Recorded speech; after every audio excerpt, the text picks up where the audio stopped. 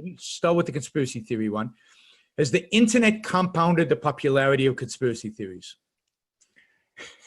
I was just reading about this the other day, and there's an argument you can make on either side, because on the one hand, there's more channels for conspiracy theorists or purveyors of conspiracism to spread their ideas, and more ways for people to find out about these crazy ideas. But on the other hand, there's more ways to check them and more ways to find out what's ridiculous about them, because we have so much access to so much information. So I think it's probably true that without the internet, we wouldn't have somebody like Alex Jones, who's got this huge audience. But there have been, it's also really important that if you look at the studies that have actually been done on this, up until very recently, up until just the past few years, the scientists who study the spread of conspiracy theories would have said, we have an average level of conspiratorial talk in this society compared to times in the past.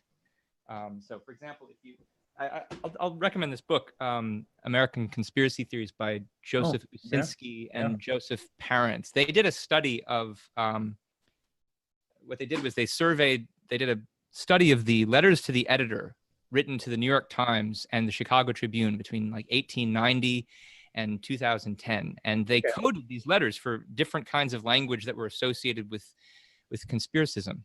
And they found that there was a big uptick of conspiracism in the 1890s when people were worried about trusts and monopolies and capitalist conspiracies. And then it declined. And then there was a big uptick again in the 1950s when communism, when it was communist conspiracies that people were worried about. And then there was decline since then. There's been an uptick again recently, but they theorize that the ages of conspiracy are the ages when there's political realignment happening, and different political alliances are merging and negotiating with each other, and people don't understand what's happening politically in the world.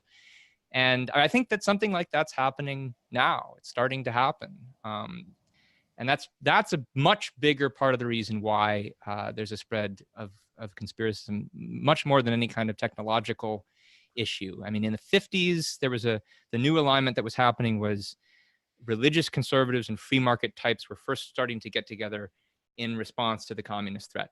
Yep. And we've been dealing with the collapse of communism for the last 20 years. What's happening to our political system because of that? And we can see that alliance really breaking down before our eyes right now in the person of Trump. The free market types are basically getting kicked out of the Republican Party. Yep. Because there's not this group that they're aligned against, and that's what conspiracism thrives from, is the perception of a kind of common enemy. Now, other enemies are starting to replace the common, have been replacing them for a while, and I think that's much more the reason why this is happening. Yeah, I think that's right.